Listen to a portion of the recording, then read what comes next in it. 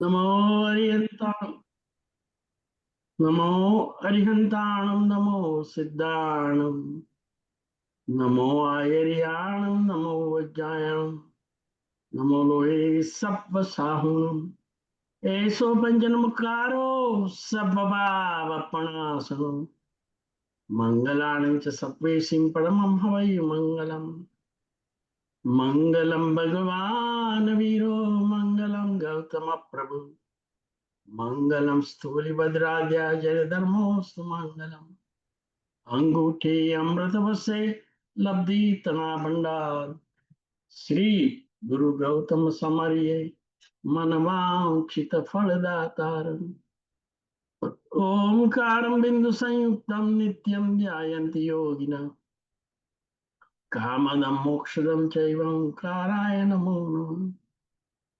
અજ્ઞાનાતિમિરાંધાનાં જ્ઞાનાંજન શલાકયા नेत्रम उन्मिलितं येन तस्मै श्री गुरुवे नमः तस्मै श्री गुरुवे नमः ध्यानगडाप्रगटाव्ये वाम नयनजगोप मिच्छन्त दुर्गन्धुरे टळे प्रगटे आत्मस्वरूप नमस्कार સૌ સાદરવિક ભાઈ બહેનો શાતામાં હશે આજે જુલાઈની 31મી રાત્રે લગભગ 8:35 થઈ છે. આપણે આપણો સ્વાધ્યાયનો પ્રારંભ કરીએ છીએ. અનંત ઉપકારી વિતરાગ પરમાત્મા કૈવલ્યની પ્રાપ્તિ પછી સકળ જીવરાશિ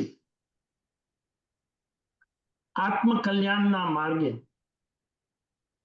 પ્રવર્તન કરી અનંત કાળથી 84 લાખ ફેરા 4 ગતિમાં દુઃખ, દર્દ અને દરિદ્રતાથી ત્રાસ પામે છે.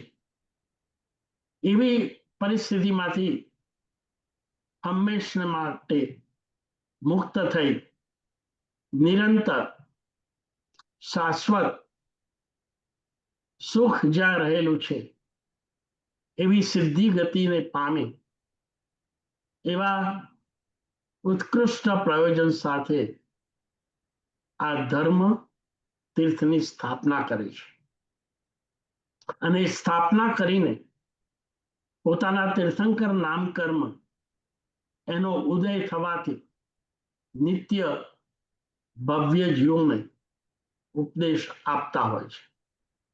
જે આ માર્ગની અંદર પ્રવેશ ન કર્યા હોય એવા જીવો અને પ્રવેશ પામેલા જીવો પણ આ સમાવસાની અંદર માત્ર મનુષ્યની, માત્ર દેવને, પરંતુ સંઘની પંચેન્દ્રિય તિર્યંચ અથવા હાથી, ઘોડા, વાઘ, સિંહ, હરણ, બિલાડા, ઉંદર આવા પણ તિર્યંચના જીવો આ સમાવસાની અંદર પરમાત્માના અતિશયોથી આકર્ષિત થઈ સમાવસાની અંદર દેશના સાંભળવા આવે છે. કોઈકને એવા પ્રશ્નો થતા હશે કે મનુષ્યો અને દેવલોકના જીવો તો એમની લબ્ધિથી પરમાત્માના ઉપદેશને ઝીલી શકે છે, પરંતુ હાથી, ઘોડા, બળદ ને ગાય, વાઘ, સિંહ, સસલા, હરણિયા અને ઉંદર આ સમાવસરમાં આવીને શું કરે છે અને શું સાંભળતા હશે? આ પ્રશ્ન જાગે એ સ્વાભાવિક છે, પણ પરમ કૃપાળુ પરમાત્મા ની અચિંત્ય શક્તિ અને અદ્ભુત અતિશયો, એમાં જે વચના અતિશય હોય છે એનો પ્રભાવ, એની ચમત્કૃતિ, જે વાણી પ્રભુના મુખમાંથી ધ્વનિ નીકળે છે એ દરેક પ્રાણીની પોતપોતાની ભાષામાં એનો અર્થ સમજાવી જાય એવી 35 ગુણોથી ભરેલી અમૃત જેવી હોય છે. એ વાણીમાંથી સતત સુધારસનું પાન થાય છે. એ વાણીની અંદર એટલો પ્રભાવ હોવાથી આ પ્રાણીઓના કશાયો, જન્મજાત જેમને કશાયો હોય છે, વાઘ અને સિંહ સાથે બેઠેલા હરણ અને સસલા, બિલાડી અને ઉંદર સાથે બેઠા હોય છે. પરસ્પર જે વેરભાવ હોય છે એ શમી જાય છે. માત્ર ને માત્ર અર્થસભર સમજાય એવી ધ્વનિ નીકળતા પરમાત્માનું જે આગમવાણી છે, એના શબ્દની રચનામાં રહેલું જે મંત્ર શક્તિ છે, એ આ પ્રાણીઓને તરત જ સમજાઈ જાય છે અને કંઈક અંશે પોતાના ક્ષયોપશમ પ્રમાણે એ બોધ પામતા હોય છે. એટલું જ નહીં કે આ વાણી સાંભળીને એમના હૃદયની અંદર પણ, એમના ભાવ હૃદયની અંદર પણ એટલો આનંદ, ઉત્સાહ અને પ્રસન્નતાના ઉભરા થાય છે. જે જીવો હજી સમ્યક દર્શન ન પામ્યા એવા જીવો પણ જો એની ભવ્યતા પરિપક્વ થવાની સીમા સુધી આવી ગઈ હોય તો આ વાણી સાંભળતા સાંભળતા, ચિંતન કરતા કરતા, એનું મનન કરતા કરતા, એનું ભાવન કરતા કરતા એમના આંતરિક પ્રદેશોની અંદર રહેલી મોહની જે તીવ્ર સ્થિતિ છે એ ઘટી ઘટી ઘટીને એટલી ઓછી થઈ જાય છે કે જેથી યથા પ્રવૃત્ત કર્મ, એટલે કે 70 કોડાકોડી સાગરોપમમાંથી કર્મની દશા સ્થિતિ 69 જેટલી તો ત્યાં ખતમ થઈ જાય અને આ જીવો ગ્રંથિ દેશે આવી જાય છે. એટલે એમની સમજ શક્તિનો પણ વિકાસ થાય છે અને વિકાસ થયા પછી સ્વીકાર પણ થાય છે. આવા પરમાત્માના ઉપદેશનો સાર માત્ર એક જ છે કે સૃષ્ટિમાં જાણવા જેવું કોઈ તત્વ હોય, પૃથ્વીમાં સૃષ્ટિમાં જાણવા જેવું કોઈ જો તત્વ હોય તો પોતાને, સ્વને, પોતાના આત્માને જાણવા જેવું છે. આત્માને જાણીને એના અનંત ગુણો જે પરમાત્માએ ઘાતી કર્મનો ક્ષય કરી કેવળ જ્ઞાન રૂપી લક્ષ્મી પામ્યા, એવી જ રીતે સમવસનની અંદર અને એની બહાર પણ આવેલો કોઈ પણ આત્મા પણ આ જ રીતે જો ભવ્ય હોય તો એ પણ ઘાતી કર્મનો ક્ષય કરી પરમાત્મા જેવું સ્વરૂપ પામી શકે છે. અને એના માટે આત્માએ આરાધના કરવા યોગ્ય છે. અને એ આરાધવા જેવા જો કોઈ તત્વ હોય તો એ શુદ્ધ આત્માના ગુણોનો પ્રાદુર્ભાવ કરવો, એનું નામ જ આરાધના.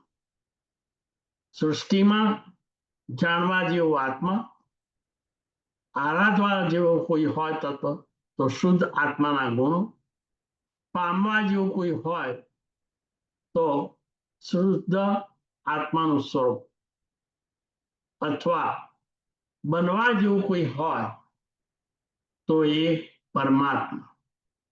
સૃષ્ટિમાં જાણવા જેવો આત્મા, આરાધવા જેવો આત્માના ગુણ, પામવા જેવું આત્માનું સ્વરૂપ અને બનવા જેવું પરમાત્મા. આ જ જીવનું પરમ કલ્યાણ એમાં જ રહેલું છે. એ જ આમના ઉપદેશનો સ્વાર છે. પહેલું જ વાક્ય કહ્યું, આત્માને જાણ. નો thyself first.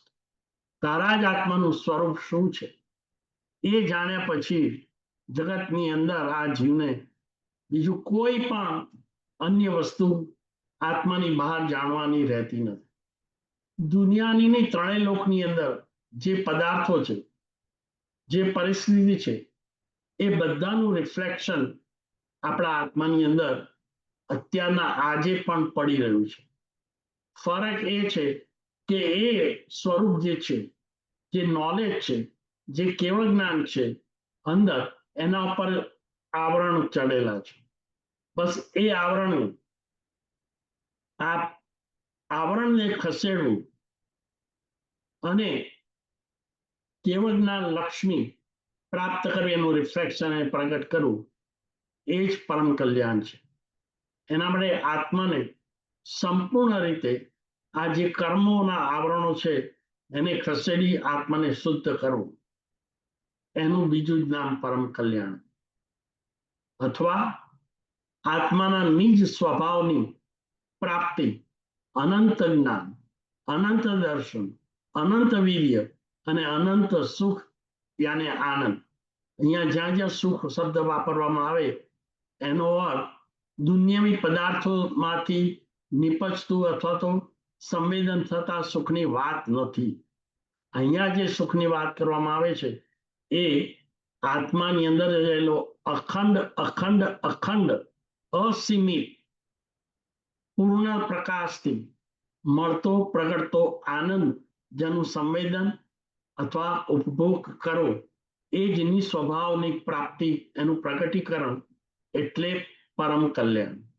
નિજ સ્વરૂપમાં રમણતા એટલે કે સ્થિરતા, આત્માનો ઉપયોગ, કોન્શિયસનેસ માત્ર આત્માની અંદર જ ડૂબેલો રહે, સ્થિર રહે અને અંદર રહેલો જે આનંદ છે એનો અને ગુણોનો ભોગ એને માણવો, એનું જ બીજું નામ આત્મરમણતા અથવા તો પરમ કલ્યાણ. આવી પરમ દશાની પ્રાપ્તિ કરવી એના માટે સર્વોત્તમ, શ્રેષ્ઠ અને શુદ્ધ છે એ મેળવ્યા પછી કોઈ પદાર્થની પ્રાપ્ત કરવાનું રહેતું નથી. અને એના માટે આત્માએ મળેલા સંયોગો, અનુકૂળ સંયોગો, મનુષ્ય ભાવ, 5 ઇન્દ્રિયો, સાનુકૂળતા અને સુદેવ સુગુરુ સુધર્મનો સંયોગ, આ બધાની આરાધના કરવી એ જ મનુષ્ય જીવનનો સાર છે. આરાધનાનો અર્થ અને સાર શું છે?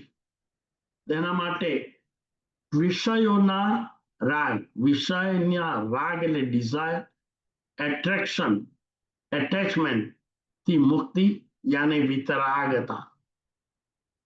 નંબર 2, વિષયો પછી કષાયોના ઉપશમ કરો અને પછી ક્ષય કરો, એ આરાધનાનું બીજું લક્ષ્ય છે.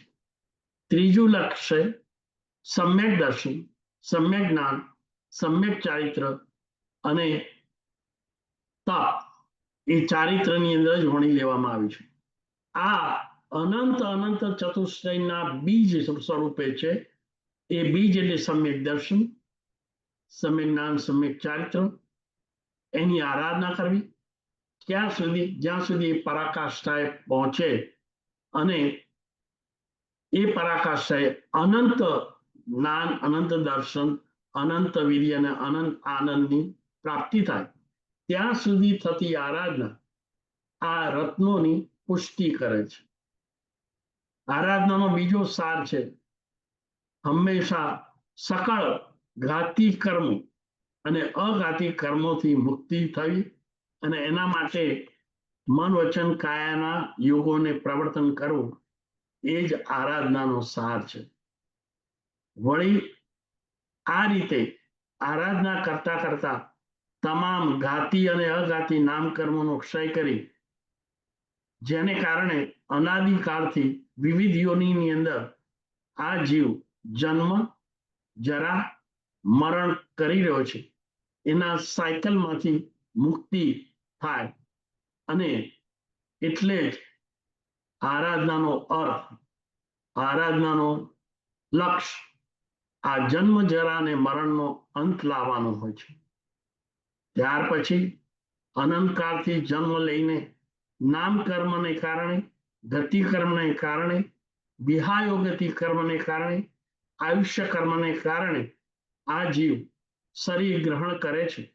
શરીર એ પૂતગલનો સમુદાય છે, પૂતગલનો સ્વભાવ છે disease, decay and death.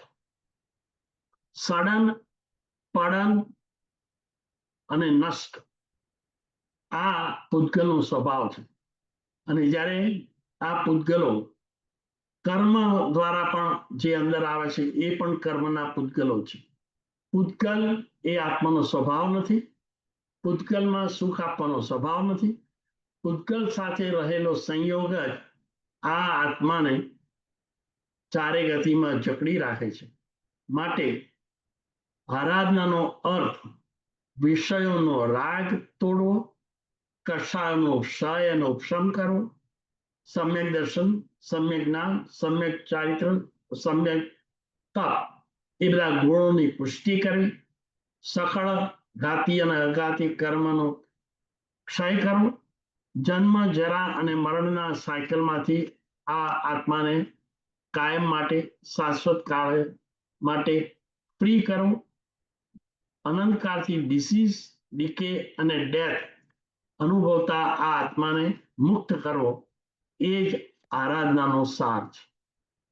આરાધનાના અંગોની અંદર આપણે વિચારવું જ પડે કે વાસનાનો ત્યાગ ઉપાસના દ્વારા, સમતા ગુણનો સિદ્ધ કરવો સાધના દ્વારા, કષાયોથી મુક્ત થવું સમતા દ્વારા, અને મમતામાંથી છૂટવું કષાયો અને વિષયોના ત્યાગ દ્વારા. સમતા અને મમતા ને એકબીજા સાથે હંમેશા વેર રહ્યું હોય છે.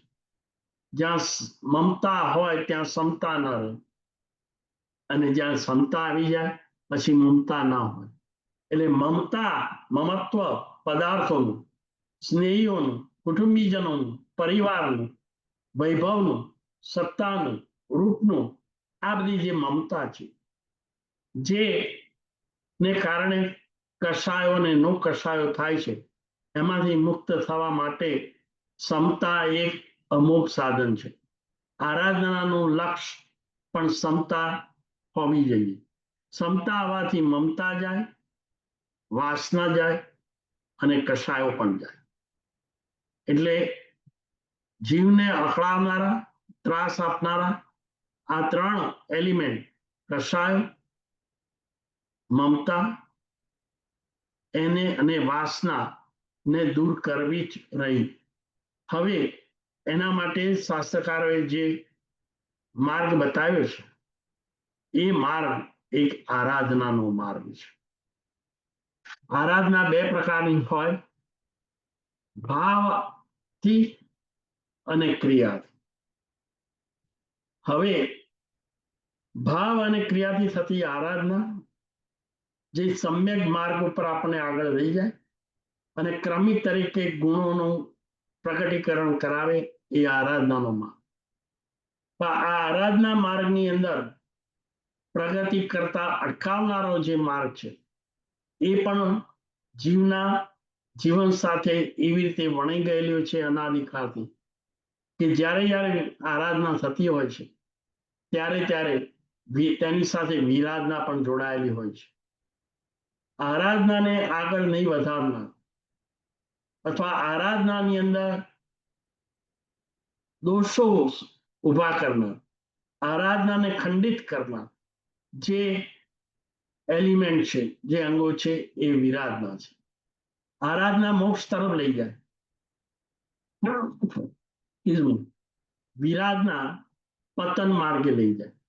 આમ જીવનની અંદર પ્રવૃત્તિ તો કરીએ છીએ, પ્રવૃત્તિની સાથે વૃત્તિ પણ કરેલી હોય છે, જોડાયેલી હોય છે, પણ એ ક્યાં તો આરાધના સ્વરૂપે હોય, ક્યાં તો વિરાધના સ્વરૂપે, અથવા બંને સાથે પણ હોય.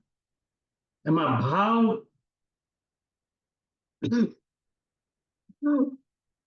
વિરાધક સ્વરૂપે હોય અને ક્રિયા પણ જો વિરાધક સ્વરૂપે હોય તો એ પ્રવૃત્તિ કે વૃત્તિ મોક્ષ માર્ગનું કારણ બનતી નથી.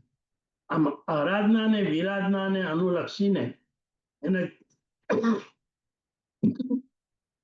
ચાર વિભાગ પાડી શકાય છે. ભાવ વિરાધના, ભાવ વિરાધક હોય, સાથે સાથે ક્રિયા પણ વિરાધક. આ એક વિભાગ. બીજો વિભાગ, ભાવ આરાધક નો હોય, ક્રિયા વિરાધક હોય, તો પણ મોક્ષ માર્ગમાં આગળ વધાય નહીં. એકચ્યુઅલી વિરાધક ભાવ મોક્ષ માર્ગમાં આગળ વધેલા જીવને પણ પાડે છે, પતનમાં લઈ જાય છે. પણ આ બીજો વિભાગ છે. ત્રીજું જોડકું છે, ભાવ વિરાધક હોય પણ ક્રિયા આરાધક હોય.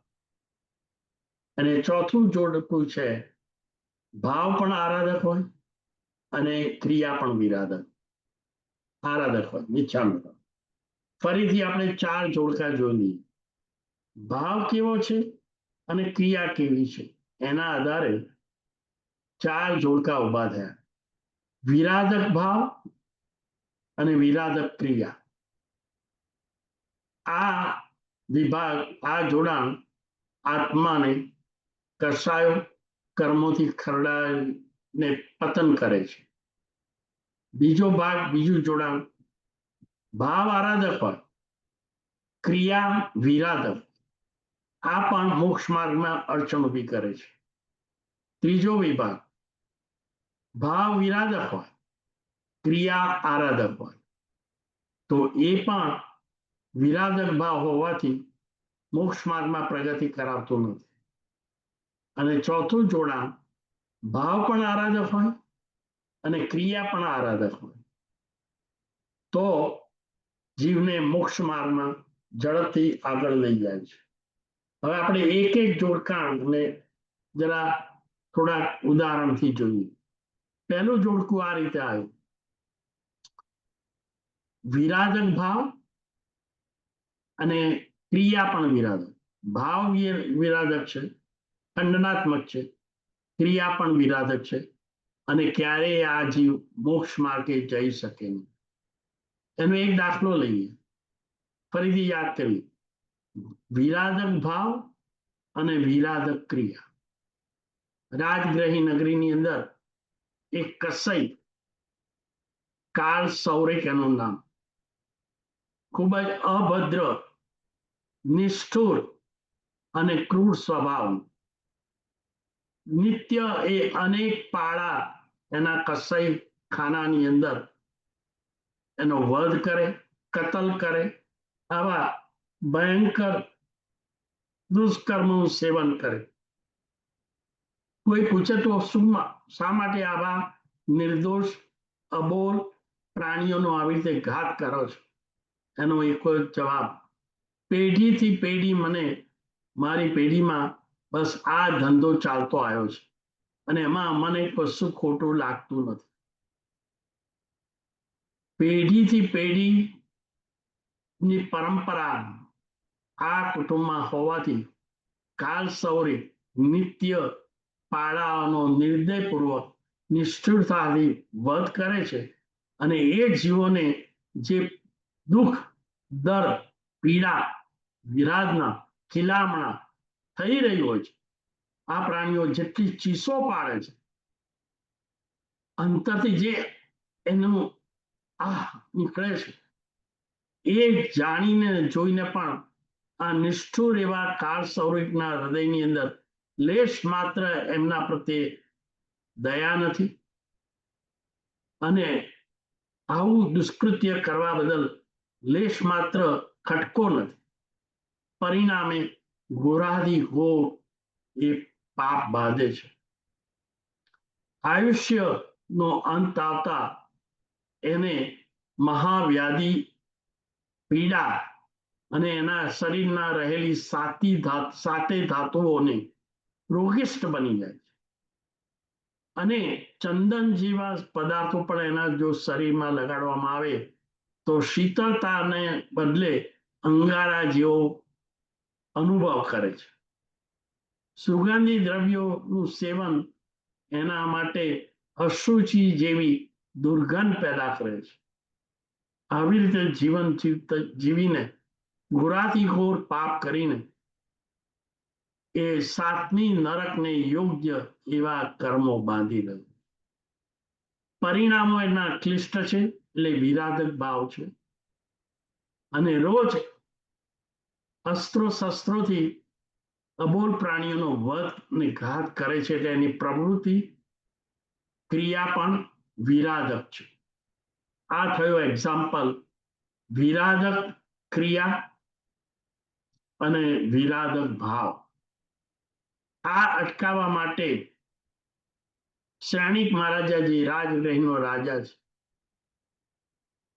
એને પ્રભુ મહાવીર સ્વામીના ઉપદેશથી જ્યારે એક પ્રસંગ પડ્યો, ત્યારે આ કાળ સૌરિકને આવી ઘોર હિંસા બંધ કરવા માટે સૂચના કરી. શ્રેણિકે કાળ સૌરિકને સિપાહીઓ દ્વારા પકડી રાજ દરબારમાં હાજર કર્યો અને આવી ઘોરાદિઘોર હિંસા પોતાના રાજ્યમાં થતી બંધ થાય એના માટે કાળ સૌરિકને સજા ફટકારવામાં આવી અને એને અંધારા કૂવાની અંદર, ઊંડા કૂવાની અંદર ઊંધા માથે લટકવામાં આવ્યો. મહિના સુધી એને લટકાવ્યો. શ્રેણિકના મનમાં એમ થયું કે હાસ કતલખાનાની અંદર જે પશુઓનો વધ અને કતલ થતી હતી એ બંધ થઈ ગઈ, એટલે કાળ સૌરિક ભાઈ હિંસાત્મક પ્રવૃત્તિમાંથી અટકી ગયો. પ્રભુ મહાવીરની સાથે વાર્તાલાપ કરતા જાણવા મળ્યું કે પ્રભુ કાળ સૌરિક જે નિત્ય હિંસા કરતો હતો એ બંધ થઈ ગઈ છે. ત્યારે પ્રભુએ કહ્યું કે હે શ્રેણિક, કાળ સૌરિક હજી પણ મોગલ પ્રાણીઓની, અબોલ પ્રાણીઓને વધ માનસિક રીતે કરી રહ્યો છે. એની ભાવાત્મક હિંસા હજી પૂર્ણ થઈ નથી, અટકી નથી. શ્રેણિકને આશ્ચર્ય થયું, એવું કેવી રીતે બને? ઊંધા મસ્તકે ઊંડા કૂવાની અંદર જે માણસને લટકાવ્યો હોય એ વળી હિંસા કેવી રીતે કરી શકે? ત્યારે અનંત જ્ઞાની, કેવળ જ્ઞાની, સર્વજ્ઞ ભગવંતે કહ્યું કે કાળ સૌરિકે હજી હિંસા તો ચાલુ જ રાખી છે.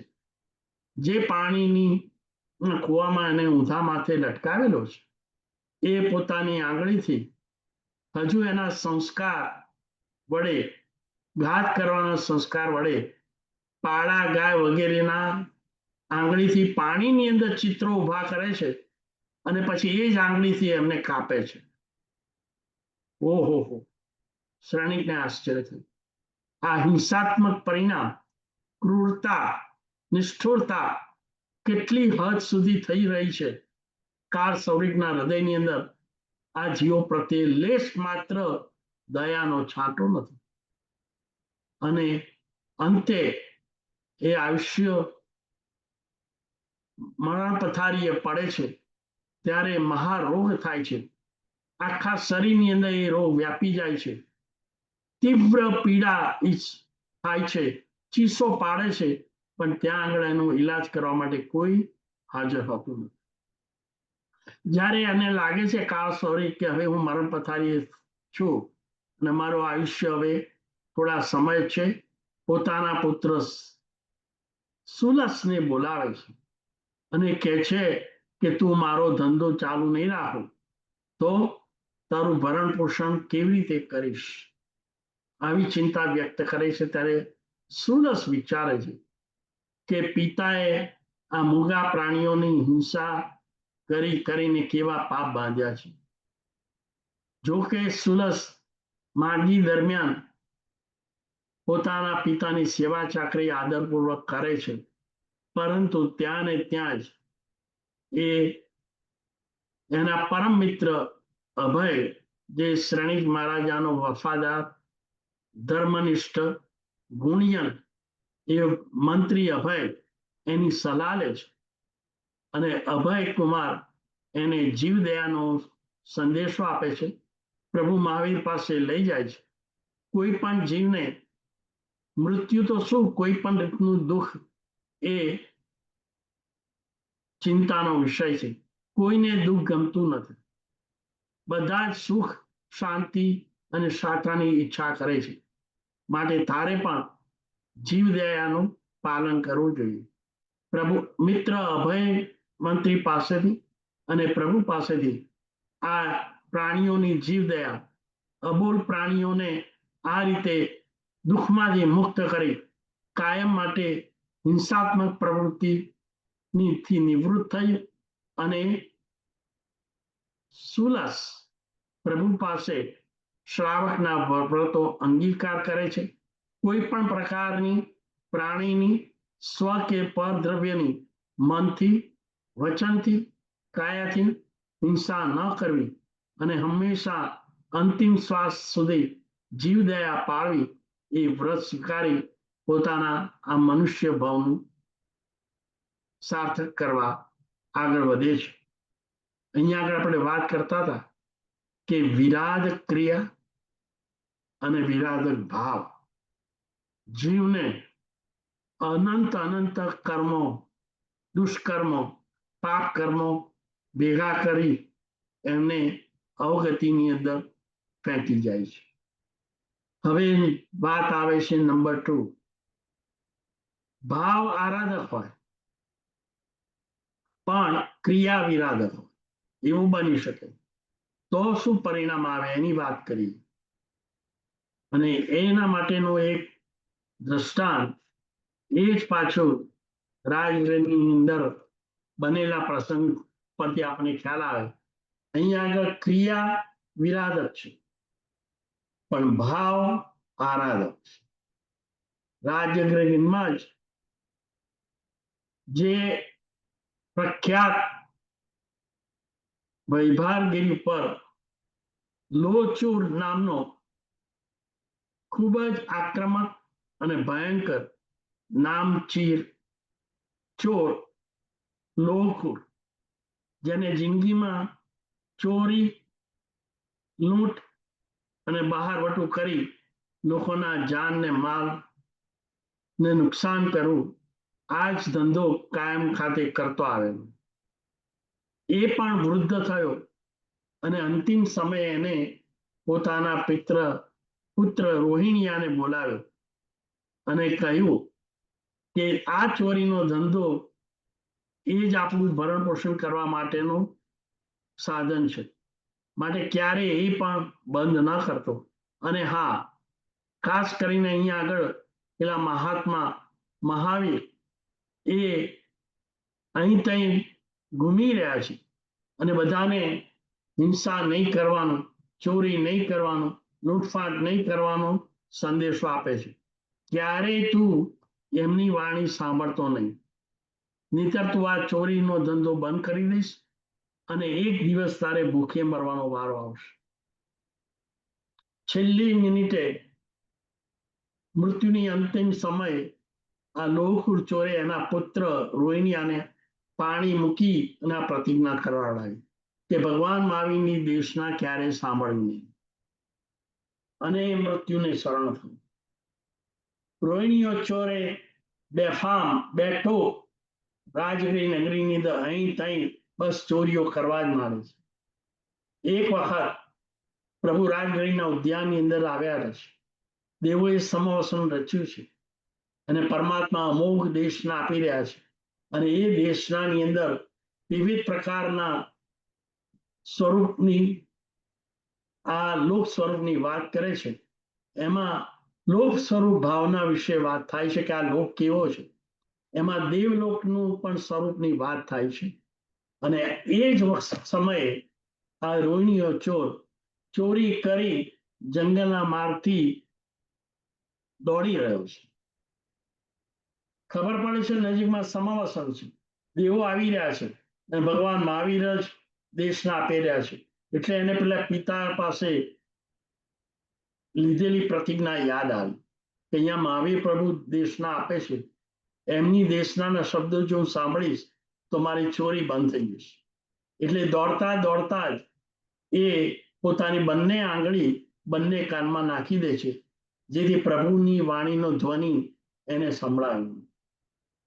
હવે અચાનક એવું બને છે, દોડતા દોડતા જંગલનો માર્ગ છે, રફ છે, ખેતરો છે, એમાંથી એક કાંટો એના પગમાં વાગી છે.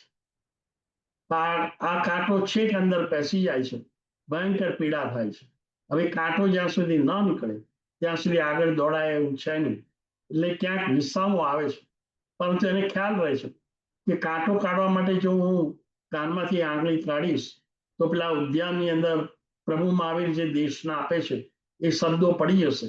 એટલે એક આંગળી કાનમાં રાખે છે અને બીજા આંગળી કાઢી અને કાંટો કાઢવાનો પ્રયત્ન કરે છે. કાંટો ઘણો ઊંડો બેસી ગયો છે, એટલે થોડીક ક્ષણો તો થાય જ. એ દરમિયાન પ્રભુ દેવલોકનું સ્વરૂપ અને દેવોને દેવીઓ કેવી હોય છે એ જણાવતા હોય છે. એમાં 3 વસ્તુ કહી કે દેવના આંખને પલકારો હોય નહીં. દેવ દેવીના આંખનો પલકારો ક્યારે હોય નહીં. નિમેષ દ્રષ્ટિએ જોયા કરે. બીજું, દેવ અને દેવી જમીનથી 4 આંગળ અદ્ધર ચાલે. આ ત્રીજો પોઈન્ટ કયો. અને ત્રીજો પોઈન્ટ કયો કે દેવોની જે પુષ્પમાળા હોય છે એ હંમેશા શાઇનિંગ હોય છે, એ ક્યારેય કરમાતી નથી. આ 3 વાક્યો પ્રભુ બોલ્યા જે દરમિયાન રોહિણીયો ચોર એક આંગળી કાનમાંથી કાઢી કાંટો કાઢતો હતો અને પછી કાંટો કાઢી આગળ દોડવા માંડ્યો. બીજી બાજુ આ રાજગ્રહીના દરબારની અંદર જે ચોરી થયેલી એમાં અભય મંત્રીને એ સમાચાર મળ્યા અને અભય મંત્રીએ આ રોહિણીયા ચોરને પકડવા માટે 4 બાજુ સિપાહીઓ ગોઠવી દીધા. અંતે રોહિણીયાને પકડી લીધો અને એને રાજ દરબારમાં હાજર કરવામાં આવ્યો.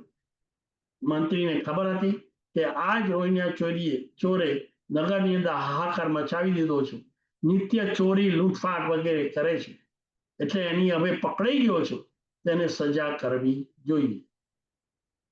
પરંતુ સજા તોરે જ થાય કે અપરાધીનો જે અપરાધ હોય પુરવાર થાય.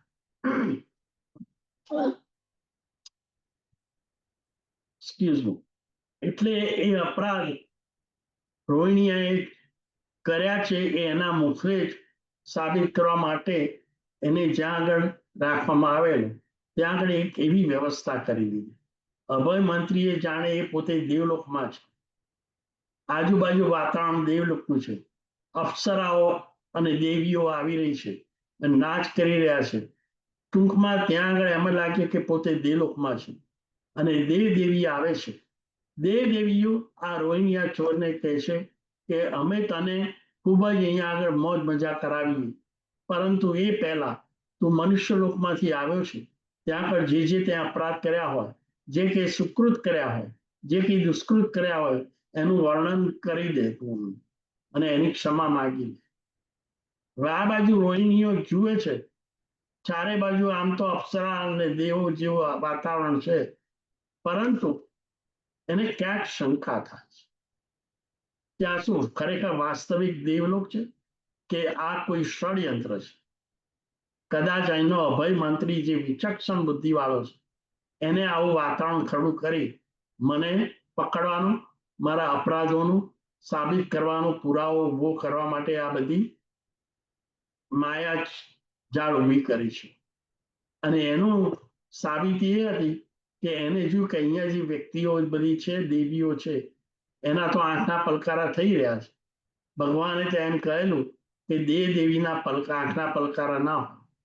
બીજું એને નોટિસ કર્યું કે દેવ દેવી જે કહેતો હતો અભય મંત્રી એ તો જમીન ઉપર ચાલે છે, પણ ખરેખર દેવલોકની અંદર દેવો અને દેવી જમીનથી ધરતીથી 4 આંગળ ઉપર.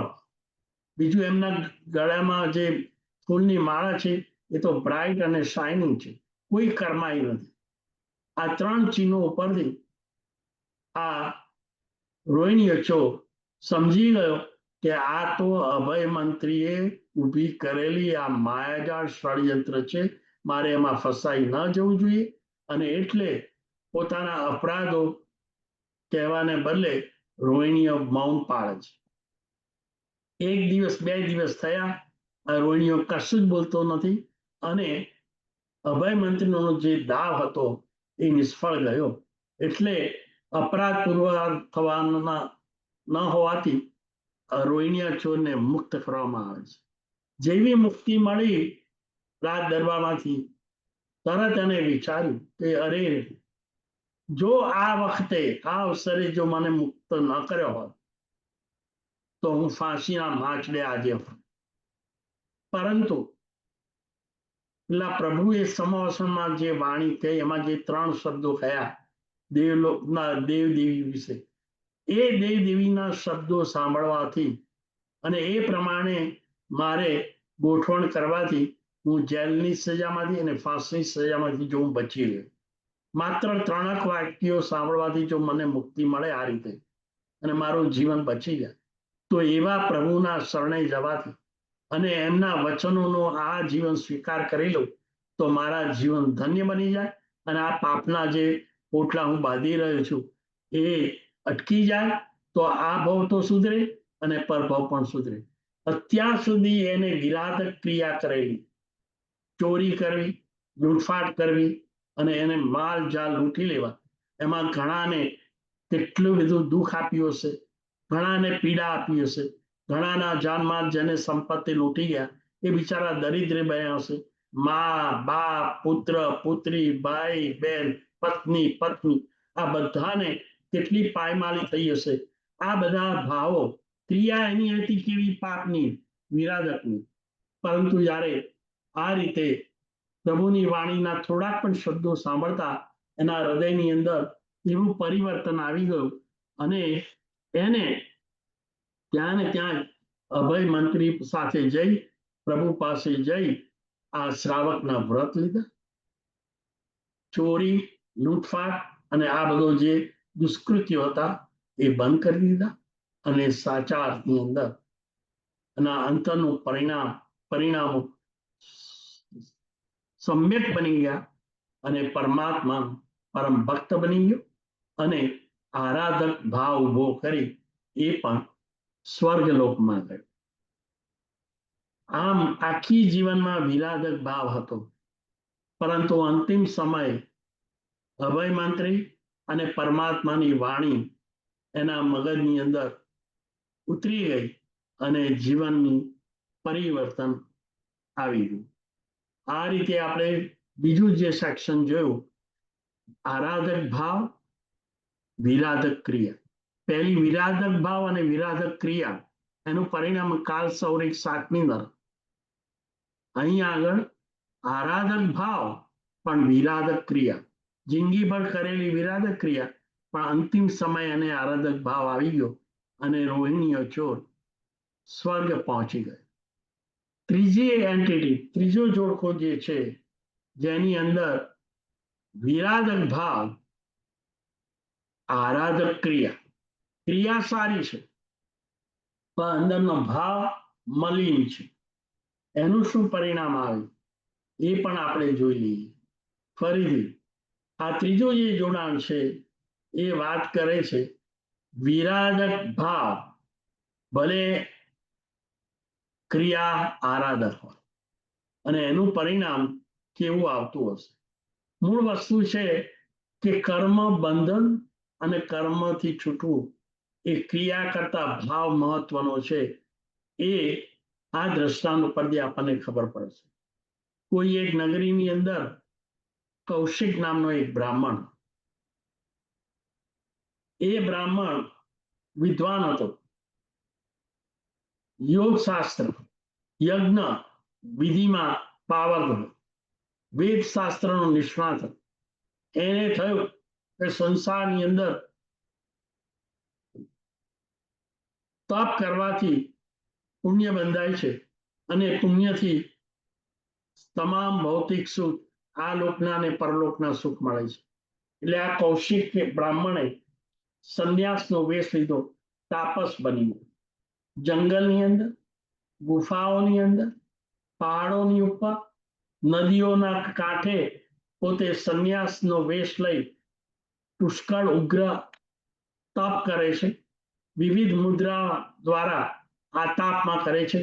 સૂર્યના કિરણોને ઝીલે છે અને અમુક આસનો કરી કલાકો સુધી નહીં, દિવસો સુધી અન્ન અને જળનો ત્યાગ કરી જુદી જુદી મુદ્રા દ્વારા એ તપ કરે છે. આ તાપસ આ રીતે ઉગ્ર તપ, ત્યાગ અને સંન્યાસ આ જીવનને એને વણી લીધા છે. એટલે બહારની બધી જ ક્રિયા આરાધક છે. એક વખત ગુફાની અંદર એ તપ કરી રહ્યો છે. એનો એક નિયમ હતો કે હંમેશા સત્ય બોલવું, સત્ય સિવાય બીજું ક્યારે કંઈ ના બોલવું. અને એ સત્યવાદી તરીકે ચારે બાજુ એની પ્રશંસા થતી હતી. હવે એક દિવસ એક 3-4 લૂંટારા એના નજીકના ગામની અંદર લૂંટફાટ કરવા ગયા અને નગરજનો ગ્રામવાસીઓ ભેગા થઈ એનો સામનો કર્યો. પરંતુ આ લૂંટારા પાસે અસ્ત્રો અને શસ્ત્રો હતા. સામનો કરનારા 3-4 ગ્રામવાસીઓ સામે એમને ઝપાઝપી થઈ. એમાં પેલા ગ્રામવાસીઓ તો કોઈ નિશસ્ત્ર હતા, એટલે એ સામે ટકી ન શક્યા. છેવટે આ લૂંટારાઓ એમના ઉપર શસ્ત્રથી આક્રમણ કરવા લાગ્યા. ત્યારે ગ્રામવાસીઓએ ત્યાંથી દોડ્યા અને જંગલની વાટે જતા રહ્યા કે જ્યાં આગળ લૂંટારાઓ ન પહોંચી શકે અને પોતાનું જાન બચી જાય. પરંતુ આગળ જેમ જેમ જંગલ તરફ પેલા ગ્રામવાસીઓ 3-4 દોડતા હતા, એની પાછળ જ આ લૂંટારાએ એમનો પીછો કર્યો. દોડતા દોડતા દોડતા આ ગ્રામવાસીઓ એવી ગુફા ઉપર આગળ આવી ગયા, જે ગુફાના પાછા એન્ટ્રન્સ હતા અને બહાર જવાના બીજા 3 રસ્તા હતા. અને એ જ ગુફાની અંદર એ જ વખતે આ કૌશિક નામનો તાપસ એ ધ્યાન કરતો. ધ્યાન, તપ, જુદી જુદી મુદ્રા, ત્યાગ, સંન્યાસ આ બધા કૌશિકના બ્રાહ્મણના જીવનમાં વણાઈ ગયેલા. સાથે સાથે હંમેશા સત્ય જ બોલતો. આમ એની ક્રિયા તો સુકૃત જ હતી, સારી જ હતી, આરાધક હતી. હવે એ બન્યું ખરું, પેલા લૂંટારા પેલા ગ્રામવાસીઓ પાસે દોડતા દોડતા આવતા હતા. પેલા ગ્રામવાસીઓ એ ગુફાની અંદર સંતાવા આવ્યા, પણ પેલા દ્વાર બીજા હતા, બીજા દ્વારથી એ બધા બહાર નીકળ્યા, કારણ કે પાછળ પેલા લૂંટારા એમને મારવા, શસ્ત્રથી મારવા આવતા હતા. અને પેલા ગ્રામવાસીઓ ક્યાંક ભાગી ગયા પાછા જંગલના રસ્તે. અને આ દ્રશ્ય ત્યાં આગળ ધ્યાનમાં ઉભેલા કૌશિકે જોઈ લીધું કે કઈ દિશાની અંદર આ ગ્રામવાસીઓ જતા રહ્યા છે. પાછળથી આવનાર લૂંટારા પાછા ત્યાં જ આવ્યા. પેલા ગ્રામવાસીઓને જોયા નહીં એટલે કૌશિકને પૂછ્યું કે આ ગામડાના માણસો કઈ તરફ ભાગી ગયા. હવે કૌશિકને વ્રત હતું, બોલવું તો સત્ય જ બોલું. એટલે તરત જ એને કહી દીધું કે જે દ્વારથી પેલા માણસો ભાગી ગયેલા એ દિશાની અંદર લૂંટારાઓને કહ્યું કે આ જ દ્વારથી માણસો અહીંથી નાસી ગયા છે. એટલે લૂંટારાઓએ પેલા દ્વારથી બહાર જઈ નાસી ગયેલા ગ્રામવાસીઓનો પીછો કર્યો, એમને પકડ્યા અને એને આ લૂંટારાઓએ એ ગ્રામવાસીઓનો ત્યાં શસ્ત્રથી વધ કર્યો. કૌશિક તાપસ સત્ય બોલવું એનો નિયમ હતો, પરંતુ એનું આ સત્ય અત્યારના 4-5 ગ્રામવાસીઓની હત્યા, પંચેન્દ્રિય જીવોની હત્યાનું કારણ બની. સત્યની વ્યાખ્યા એ છે કે કોઈ પણ જીવ કોઈ પણ રીતે કિલામણા, વિરાધના, ઘાત કે હિંસા થતી હોય તો એ વખતે બોલાયેલું સત્ય પણ અસત્ય કહેવાય. કૌશિકે આનો વિવેક ન કર્યો. ગ્રામવાસીઓ કયા દ્વારથી બહાર નીકળ્યા એ પેલા લૂંટારાઓને સશસ્ત્ર કહી દીધું. એને ખ્યાલ આવી ગયો કે આ શસ્ત્રથી નીકળેલા લૂંટારો ચોક્કસ પેલા માણસોને મારશે, અને એવું જ બન્યું. પરિણામ એ આવ્યું, 4 પંચેન્દ્રિય જીવની હિંસા કરવી, કરાવવી અથવા તો કરનારને સહાય કરવી, એ કરણ કરાનો અનુમોદન, આ ભયંકર પ્રકારનું હિંસાત્મક દુષ્કૃત્ય કરવામાં કૌશિકે સહાય કરી. એટલે એને પણ ઘોરાદી ઉપર પાપ બંધાવ્યું. અંતે આ તપ કરનારો, ત્યાગ કરનારો, સંન્યાસી, ધ્યાન કરનારો કૌશિક, જેની ક્રિયા આરાધક હતી, એનો પરિણામ વિરાધ. આવા વિરાધક પરિણામને કારણે અને કર્મ સત્તાની નજર ભાવ ઉપર હતી, અંતે આયુષ્ય પૂર્ણ કરી આ કૌશિક 7મી નરકના પટકાય. આ ત્રીજું જોડાણ હતું. પહેલું વિરાધક ભાવ અને વિરાધક ક્રિયા, કાળ સૌરી નરક. બીજો આરાધક ભાવ પણ વિરાધક ક્રિયા, પણ એમાં ભાવ આરાધક હતો ને. છેલ્લે રોહિણીઓ ચોર, આખી જિંદગી અને ચોરી કરી, લૂંટફાટ કરી, પણ અંતિમ સમયે આરાધક ભાવ થયો અને ભગવાનનો અહિંસા ધર્મ અંગીકાર કર્યો, વ્રત સ્વીકાર્યા, તો એ સ્વર્ગે ગયો. ત્રીજું જે જોડાણું હતું, જોડણું વિરાધક ભાવ અને આરાધક ક્રિયા. કૌશિક તાપસ, ધ્યાન હતું, સંન્યાસ હતો, ત્યાગ હતો, સત્ય બોલતો હતો, પરંતુ સત્ય બોલવામાં વિવેક ન રાખ્યો અને પંચેન્દ્રિય જીવોની હિંસામાં ભાગીદાર બન્યો, માટે વિરાધક ભાવ હતો. ભલે આરાધક ક્રિયા હતી, તો એ 7મી નરકમાં પટકાયો. ચોથું જોડણું બહુ અગત્યનું છે અને એ છે આરાધક ભાવ અને આરાધક ક્રિયા. આ આરાધક ભાવ અને આરાધક ક્રિયા કેટલું ઉચ્ચ પ્રકારનો ધર્મ છે. લેશ માત્ર એમાં મલિનતા નથી. આત્માના પરમ સુખની, પરમ કલ્યાણની ઈચ્છા વ્યક્ત રાખનાર વ્યક્તિએ ક્રિયામાં પણ આરાધક હોવી જોઈએ, ભાવ પણ આરાધક હોવો જોઈએ. અને એ બંનેનું કોમ્બિનેશન આ જીવને ઉચ્ચતમ ગતિ, એટલું જ નહીં પણ પરંપરાએ પરમ ગતિ સુધી લઈ જાય છે. ગામની અંદર એક ગરીબ વિધવા, એ ગરીબ દરિદ્રી વિધવા હતી. આજીવિકાનું કોઈ સાધન નહોતું. આજુબાજુ રહેલા શ્રેષ્ઠીઓના ઘેર કામકાજ કરી જે કંઈ મળે એનાથી એનું ગુજરાન ચાલતું. એની સાથે 8 વર્ષનો એક સંગમ નામનો એનો પુત્ર હતો.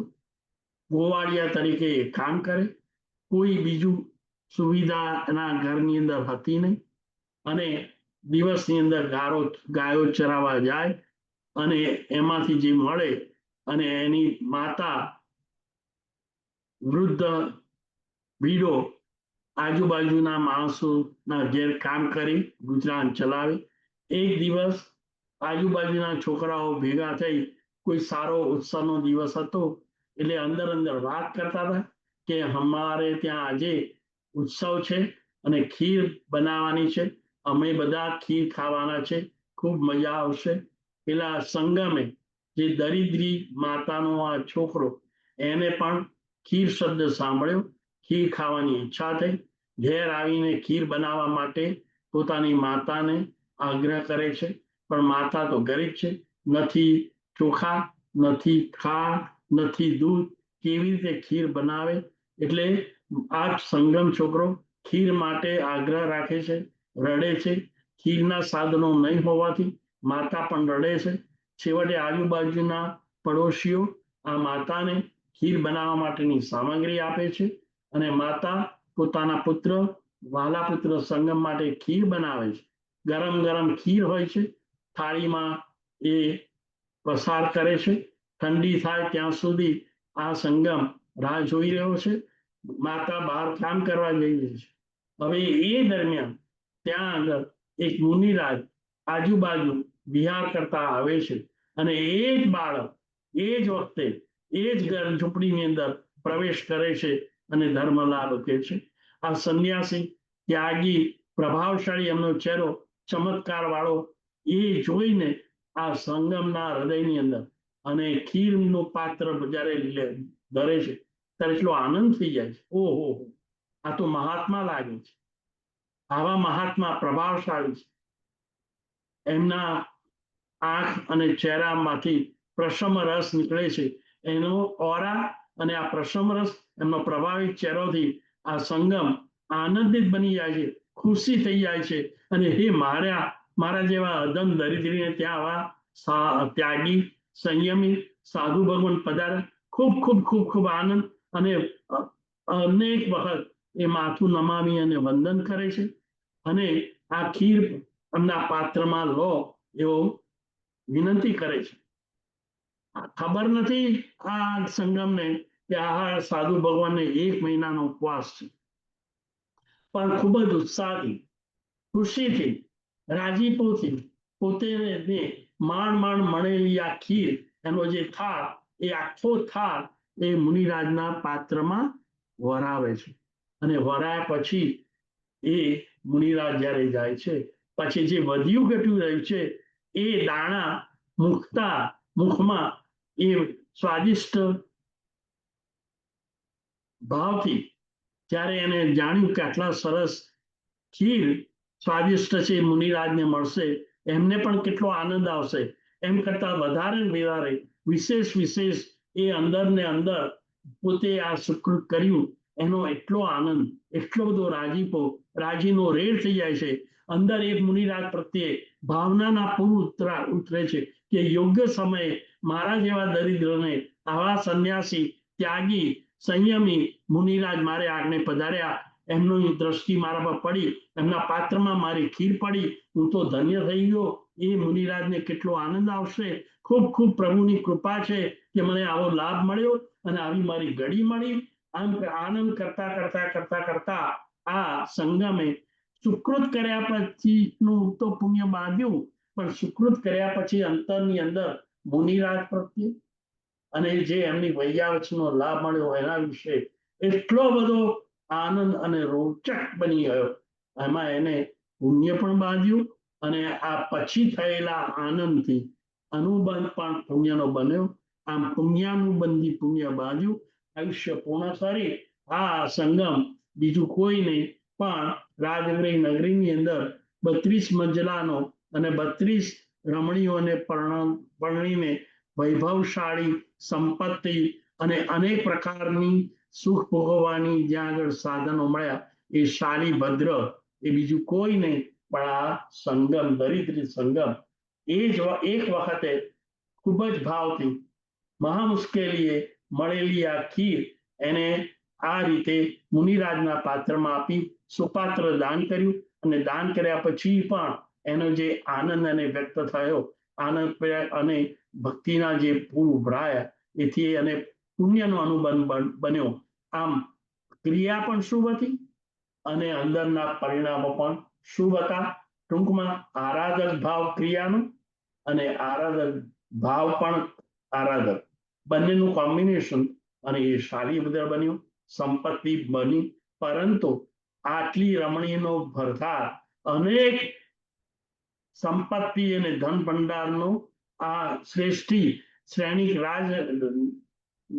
નગરીનો જે શ્રેણિક રાજા, એનાથી પણ વિશેષ એવી સંપત્તિનો વૈભવ હોવા છતાં શાલીભદ્રએ અંતે સંસારના તમામ પદાર્થો ક્ષણિક છે, એમાં શું હોય નહીં, અંતે તો એ દુઃખમાં જ પરિણમે છે. એવી વાણી સાંભળી શાલીભદ્રએ અંતે તો વૈભારગીરી ઉપર જે શિલા હતી ત્યાં અણસણ કરી પોતાના આ મનુષ્ય ભાવને શુભ કૃત્ય અને સંયમ જીવન લઈ ત્યાગ, સંયમ, ધ્યાન કરતા એવું ઉત્કૃષ્ટ આયુષ્ય બાંધ્યું અને સર્વાંગ સિદ્ધિની અંદર એ આત્મા પહોંચી ગયો. ત્યાંથી એક ભાવ પૂરો કરી મનુષ્ય ભાવ પામી દીક્ષા લઈને મોક્ષી જશે. આ હતી ચોથી જોડી, આરાધક ભાવ અને આરાધક ક્રિયા. આપણે 4 ડિફરન્ટ વસ્તુ જોઈ: વિરાધક ભાવ, વિરાધક ક્રિયા, કાલ સૌરિક નરક. આરાધક ભાવ, વિરાધક ક્રિયા, રોહિણી ચોર, અંતિમ સમય પરિણામ આરાધક બની ગયો તો સ્વર્ગે ગયો. વિરાધક ભાવ પણ આરાધક ક્રિયા આરાધક, સત્ય બોલું, ત્યાગ ખરો, પણ વિરાધક પરિણામ અને પંચેન્દ્રિય જીવના વધ અને હત્યામાં ભાગીદાર બન્યો. કૌશિક તાપસ એ નરકમાં ગયો અને આરાધક ક્રિયા અને આરાધક ભાવ રાખી શાલીભદ્ર એ અનુત્તરવાસી દેવ બન્યા. આ રીતે આપણે પણ આ આરાધક ભાવ અને વિરાધક ભાવનું સ્વરૂપ સમજી શક્ય એટલો આરાધક ક્રિયામાં અને સાથે સાથે આરાધક ભાવ સાથે ક્રિયા કરી અનંત કર્મનો ક્ષય કરી પુણ્યનું બંધુ પુણ્ય બાંધી આપણે પણ સદગતિના ભાગીદાર બનીએ એ જ પ્રાર્થના ખૂબ જ એકાગ્રતાપૂર્વક આ આરાધક ભાવ અને વિરાધક ભાવ અને એના પરિણામો કેવા હોય છે એ નું આપણે નિત્ય અનુપ્રેક્ષા ચિંતન મનન ભાવન કરી આપણે પણ પુણ્યનું બંધી પુણ્યના ભાગીદાર બનીએ એવી જ પ્રાર્થના. વિતરાગની આજ્ઞા વિરુદ્ધ મારાથી કંઈ પણ કહેવાયું હોય તો તમારી સૌની સાક્ષીએ મિચ્છામી દુક્કડમ. હવે ક્વેશ્ચન આન્સર માટે ફ્લોર ઓપન છે. કોઈ પણ ભાગશાળીને કોઈ પણ ક્વેશ્ચનો હોય તો રજૂ કરી શકે છે. નામ આપ અનમ્યુટ કરીને ક્વેશ્ચન કરી શકો છો. અહીંયા વોલ્યુમ નથી વાણીનું. કિરીટભાઈ મારું વોલ્યુમ નથી આવતું. રાઈટ. અચ્છા, આપ અનમ્યુટ કરી અને પછી ક્વેશ્ચન કરી શકો છો. પ્રણામ કીર્તિભાઈ. જી મુકેશ છું. આપની ઓળખાણ અને પછી તમારે જે ક્વેશ્ચન હોય. મુકેશ વોલ્યુમ ઓછું છે સમાવ. મુકેશ ભંડારી છું. હાજી. મારે ખાસ પૂછ્યું છે ઘાતી કર્મ અને અઘાતી કર્મનો ફરક શું? હા, બહુ સરસ. હવે આપણી પાસે બે વસ્તુ છે, આત્મા અને શરીર. શરીરની અંદર આત્મા લાગે છે. ક્ષણે ક્ષણે અને સમય સમયે આજુબાજુના વાતાવરણની અંદર રહેલા કારમણ વર્ગણા આપણી મન વચન કાયની પ્રવૃત્તિથી આ કર્મ અંદર આવે છે. કેટલાક કર્મો એવા હોય છે કે આત્માના જે ચાર મુખ્ય ગુણો છે ને, આત્માના અનંત જ્ઞાન, અનંત દર્શન, અનંત શક્તિ અને અનંત સુખ, એને આવરે છે. ઘાત કરે છે મીન્સ આવરે છે. આપણને એ પ્રગટ થવા દેતા નથી. એટલે આપણે અજ્ઞાનની અંદર ભટકીએ છીએ. કારણ કે જ્ઞાનાવણીય કર્મ આપણી પાસે અંદર કેવળ જ્ઞાન ભરેલું છે, પણ અત્યારના આપણે ત્રણ દિવાલની પાછળ શું છે એ પણ જાણી શકતા નથી. ત્રણ ભાવ પહેલા શું હતા એ ખબર નથી. આજથી બીજા ભાવે આપણે ક્યાં જઈશું એ પણ જાણી શકતા નથી. કેવળ જ્ઞાની સમગ્ર વસ્તુ જાણે છે. આ જ્ઞાનાવણીય કર્મ એ જ્ઞાનના આત્માના ગુણને ઘાત કરે છે.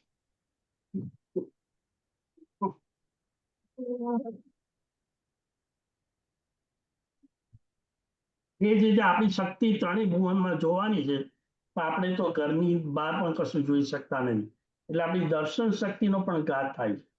આપણા આત્માની અનંત શક્તિ છે કે આપણે એક જ સેકન્ડની અંદર આપણો આત્મા 1,00,000 લાંબો ફરલાંગ કૂદકો મારી શકે. આપણે અત્યારના 5 ફૂટ પણ મારી શકતા નથી, કારણ કે આપણી અનંત જે વીર્ય શક્તિ છે એને ઢાંકે છે. અને આત્મા આનંદનો સાગર છે. એના બદલે આપણે નિરાશા, હતાશા, દુઃખ, દર્દ, દરિદ્રતાથી પીડાઈએ છીએ. ટૂંકમાં આત્મા જે આ ચાર ગુણોને જે ઢાંકે એવા જે કર્મો છે એને ઘાત કરે છે, એટલે ઘાતી કર્મો કહેવાય. નાનાવાણી, દર્શનાવણી, મોહનીય અને અંતરાય, આ ચાર ઘાતી કર્મો છે. જ્યારે શરીરનું કેવું હોય, રૂપાળું શરીર, શ્વેત શરીર,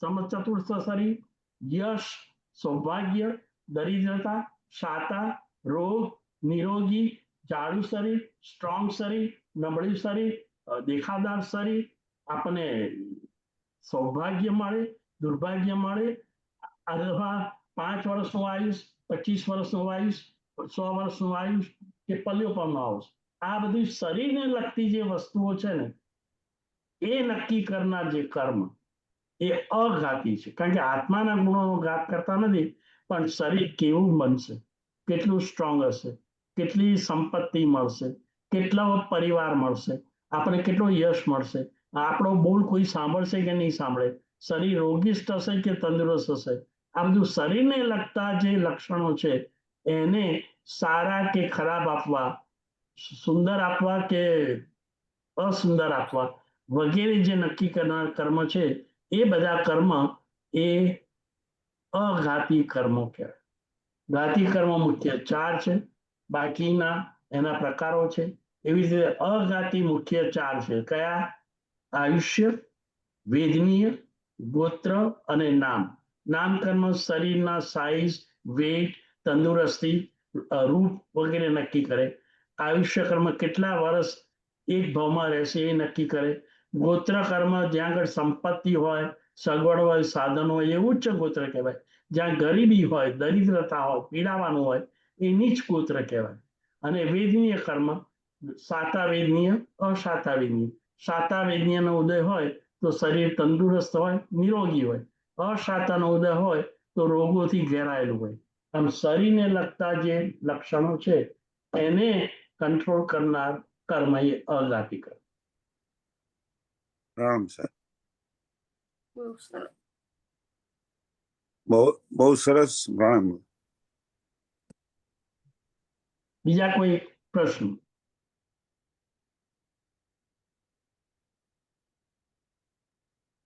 કિરીટભાઈ? ના, આપે ઘાતી કર્મ અઘાતી કર્મનું સમજાવ્યું, બહુ સરસ સમજણ પડી ગઈ. એટલે જે આત્માને ટચ કરે, આત્માને ઢાંકે એ ઘાતી કર્મ, આત્માના ગુણો આત્માની સંપત્તિને ઢાંકે, પ્રગટ ન કરવા દે એ એ ઘાતી ઘાત કર્મ. કરે છે એટલે એ ઘાતી કર્મ. શરીરને લગતા જે લક્ષણો છે એના પર ઇન્ફ્લુઅન્સ કરે એ અઘાતી કર્મ. ઘાતી કર્મ છે, બરાબર. સિમ્પલ.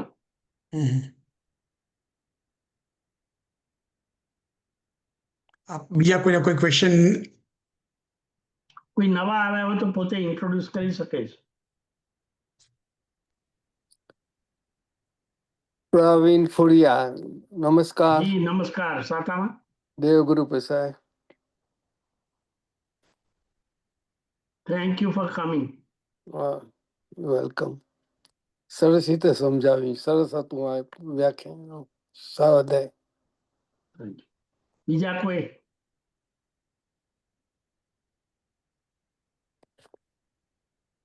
જો કોઈ પ્રશ્ન હોય તો આપણે અહીંયા વિરામ કરીએ.